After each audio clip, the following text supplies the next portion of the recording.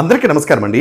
ఆంధ్రప్రదేశ్ రాష్ట్ర అసెంబ్లీ శీతాకాల సమావేశాలు ఈ రోజు నుంచి స్టార్ట్ అయ్యాయండి.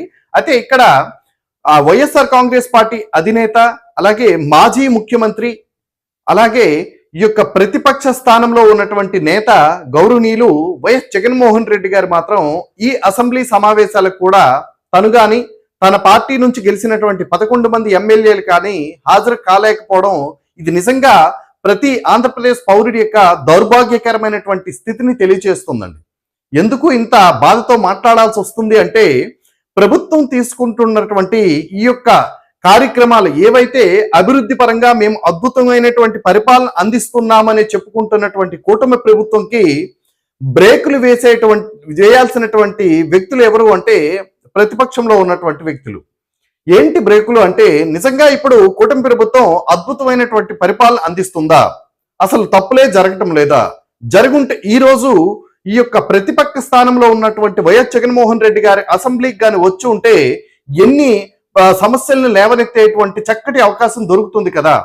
రాష్ట్రంలో ప్రజలు పడుతున్నటువంటి ఇబ్బందుల్ని వెలుగెత్తి చాటాల్సినటువంటి బాధ్యత ప్రతిపక్షం మీద ఉంటుంది కదా. నిజంగా ఈరోజు రైతులు పడుతున్నటువంటి కష్టాలు, యూరియా విషయంలో ఈరోజు నిజంగా చాలా మంది రైతులు చాలా ఇబ్బంది పడే పరిస్థితులు ఉన్నాయి. అంతేకాకుండా గత ఎలక్షన్ టైంలో కూటమి ప్రభుత్వం ఇచ్చినటువంటి ఒక స్పష్టమైనటువంటి హామీ ఏంటంటే, మేము అధికారంలోకి వస్తే విద్యుత్ బిల్లులను తగ్గిస్తామని చెప్పడం జరిగింది. విద్యుత్ కోతలు లేకుండా రాష్ట్రాన్ని ఒక ముందు నిలబెడతామని చెప్పడం జరిగింది. వాస్తవానికి రాష్ట్రంలో విద్యుత్ కోతలే లేవా?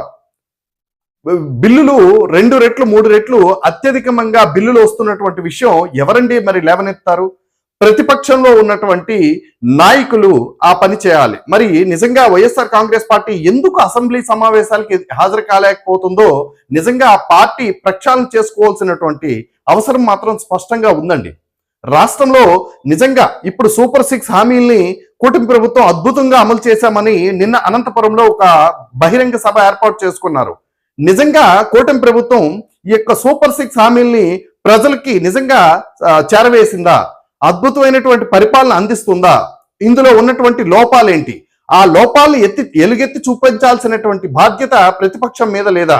వైఎస్ జగన్మోహన్ రెడ్డి గారు ఈగో ప్రాబ్లం వల్ల ఈరోజు అసెంబ్లీ సమావేశాలకు రాలేకపోతుంది అనేటువంటి స్పష్టమైనటువంటి అలిగేషన్ అధికార పక్షం ఆరోపిస్తుంది. మరి నిజంగా జగన్మోహన్ రెడ్డి గారు రాజకీయాల్లో ఇంకా మునుముందుకి కొనసాగాలనుకుంటే అసెంబ్లీ సమావేశాలకి రాకపోవడం ఈ దౌర్భాగ్యకరమైనటువంటి స్థితిని తెలియచేయడం లేదా?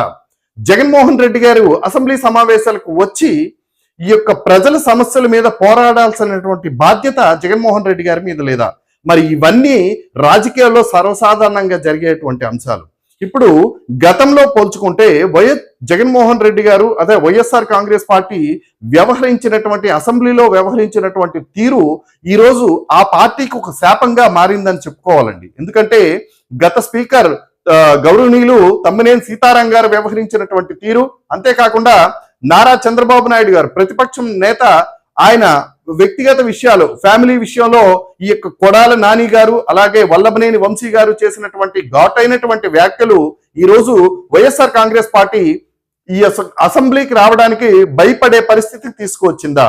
ఇక్కడ వ్యక్తిగత దూషణలు కానీ రాజకీయాల్లో వ్యక్తిగత ఏమి ఉండవండి. రాజకీయాల్లో మీరు ఎమ్మెల్యేలు గాను ఎంపీలు గాను పనిచేస్తుంది ప్రజల సమస్య మీద పోరాడడానికి మాత్రమే. అది ప్రతిపక్షంలో ఉన్నా అధికార పక్షంలో ఉన్నా రాజకీయ నాయకులు పని చేయాల్సింది ప్రజల కొరకే. ఎందుకు అంటే, మీరు ఓట్లు అడిగేటప్పుడు లేదా ఎలక్షన్ టైంలో మీరు ప్రజలకు వచ్చి చెప్పేటువంటి స్పష్టమైనటువంటి మాట ఏంటంటే, నాకు ఓటేసి నన్ను గెలిపించండి, మీకున్నటువంటి ఏ సమస్యనైనా మేము తీర్చి దానికి పోరాటం చేసి ఆ సమస్యని పరిష్కారం చూపిస్తామనేటువంటి హామీ రాజకీయ నాయకులు ఇస్తారు. నిజంగా ఆ పరిస్థితి ఈరోజు ఉందా ఆంధ్రప్రదేశ్లో? రాష్ట్రం కూటమి ప్రభుత్వం చేస్తున్నటువంటి ఎన్నో దౌర్భాగ్యకరమైనటువంటి పరిస్థితుల్ని వెలుగెత్తి చూపించాల్సినటువంటి ప్రతిపక్షం ఈరోజు చిన్నపిల్లోడు చాక్లెట్ మారాం చేస్తున్నట్టు నాకు ప్రతిపక్ష హోదా ఇవ్వండి, లేదా నాకు టైం కేటాయించండి అని జగన్మోహన్ రెడ్డి గారు స్పీకర్ గారికి లెటర్ రాయడం అనేది తన యొక్క దౌర్భాగ్యకరమైనటువంటి స్థితిని తెలియచేయటం లేదా? ఇవన్నీ వాస్తవాలు కాదా? వైఎస్ఆర్ కాంగ్రెస్ పార్టీలో ఉన్నటువంటి అగ్రనాయకులు మాత్రం ఈ విషయంలో ఎందుకో గానీ నిజంగా సెల్ఫ్ గోల్ వేసుకుంటున్నారు.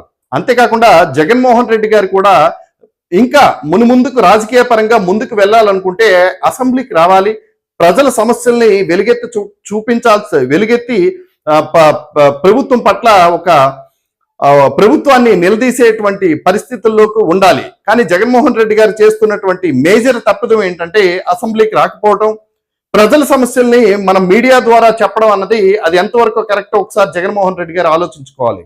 అంతేకాకుండా మీరు అసెంబ్లీకి వచ్చి ఈ ప్రజా సమస్యల్ని వెలుగెత్తి చాటితే అది రాష్ట్రం మొత్తం కూడా ఒక పాజిటివ్ వైబ్రేషన్ లా ముందుకు వెళ్తుంది.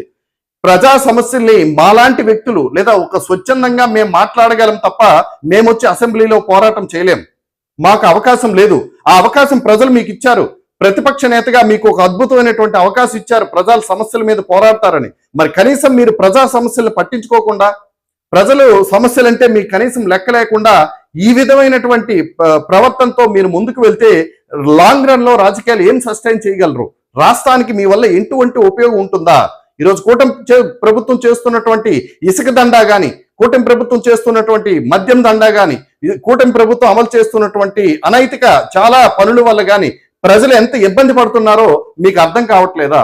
ప్రతిపక్షంలో ఉన్నటువంటి నాయకులు, ప్రతిపక్షంలో ఉన్నటువంటి వ్యక్తులు ప్రభుత్వాన్ని నిలదీయాల్సినటువంటి బాధ్యత మీ భుజస్కంధాల మీద ఉంటుంది కదా. మరి ఇవన్నీ మర్చిపోయి కేవలం మీకు అసెంబ్లీలో అవమానం చేస్తారనేటువంటి ఒకే ఒక కారణంతో ఈరోజు మీరు అసెంబ్లీకి వెళ్ళకపోవడం వల్ల రాష్ట్ర ప్రజలకు ఎంత అన్యాయం చేస్తున్నారో ఒక్కసారి జగన్మోహన్ రెడ్డి గారు కానీ, వైఎస్ఆర్ కాంగ్రెస్ పార్టీలో ఉన్నటువంటి మేజర్ పెద్ద స్థాయి నాయకులు కానీ ఒకసారి ఆలోచించుకోవాలండి. చిన్న స్థాయి వ్యక్తులకి అవకాశం ఉండదు, కానీ ఆ ఎమ్మెల్యేలుగా గెలిచినటువంటి వ్యక్తులు, ప్రతిపక్షంలో ఉన్నటువంటి వ్యక్తులు ఈ విషయం పట్ల స్పష్టమైనటువంటి విధానంతో ముందుకు వెళ్ళకపోతే ఇది వైఎస్ఆర్ కాంగ్రెస్ పార్టీకి మాత్రం చాలా నష్టం కలిగించే అంశంగానే చెప్పుకోవాల్సినటువంటి అవసరం ఉందండి. కూటమి నాయకులు చేస్తున్నటువంటి దౌర్భాగ్యకరమైనటువంటి పరిస్థితుల్ని మీరు ప్రజా సమస్యల్ని పోరాటాల ద్వారా మీరు ప్రజల ముందుకు వచ్చి మళ్ళీ మీరు రేపు అధికారంలోకి రావడానికి ఒక మంచి ప్లాట్ఫారం మీరు తయారు చేసుకోవాల్సినటువంటి బాధ్యత మీ మీద లేదా? ఇవేవీ లేకుండా ప్రజల సమస్యల్ని గాలికి వదిలేసి మీ వ్యక్తిగత సమస్యల్ని లేదా మీ వ్యక్తిగత లబ్ధి కోసమే మీరు రాజకీయాలు చేయాలనుకుంటే అలాంటి వ్యక్తులు లాంగ్ రన్ సస్టైన్ అవ్వలేరు రాజకీయాల్లో. ఇది 100% చెప్పగలం. మా స్థాయిలో మేము ఉన్నటువంటి చిన్న స్థాయిలో మేమే ఇంత ప్రభుత్వం మీద మేము పోరాటం చేయాలి, లేదా ప్రభుత్వం పట్ల ప్రభుత్వం తీసుకున్నటువంటి అనైతిక ఈ సోషల్ మీడియాలో మేము ఎంతగా ఆవేదన పడుతున్నటువంటి సందర్భం. అలాంటిది ఒక ప్రతిపక్ష స్థానంలో ఉండి ఒక ప్రతిపక్ష లీడర్ గా ఈ రాష్ట్రానికి మీరు ఎంత సర్వీస్ చేయాల్సినటువంటి అవసరం ఉందో ఒకసారి జగన్మోహన్ రెడ్డి గారు కానీ, వైఎస్ఆర్ కాంగ్రెస్ పార్టీలో ఉన్నటువంటి అగ్రనాయకత్వం కానీ ఒకసారి ఆలోచించుకోవాలండి. లేదంటే ఈ రాష్ట్రం, ఎందుకంటే బలమైనటువంటి అధికార పక్షంతో పాటు బలమైనటువంటి ప్రతిపక్షం కూడా ఉండాలని కోరుకునే వ్యక్తులం మేము. అందుకు 100% కూటమి నాయకులు చేస్తున్నటువంటి తప్పులు కానీ, కూటమి నాయకులు చేస్తున్నటువంటి అన్యాయాలు అక్రమాలు కానీ వెలుగెత్తి చూపించాల్సినటువంటి లేదా ప్రజల్లోకి బలంగా తీసుకువెళ్లాల్సినటువంటి బాధ్యత వైఎస్ఆర్ కాంగ్రెస్ పార్టీ మీద, ప్రతిపక్షం మీద ఉంటుంది. మరి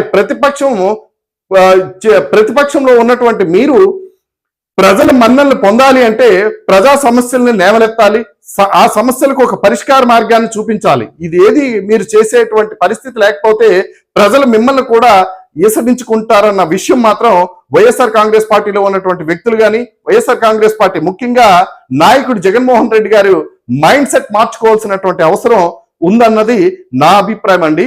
అందరికీ నమస్కారం. దయచేసి నా యొక్క యూట్యూబ్ ఛానల్ని ప్రతి ఒక్కరు కూడా సబ్స్క్రైబ్ చేసుకొని నన్ను సపోర్ట్ చేయాల్సిందిగా మనస్ఫూర్తిగా విజ్ఞప్తి అండి.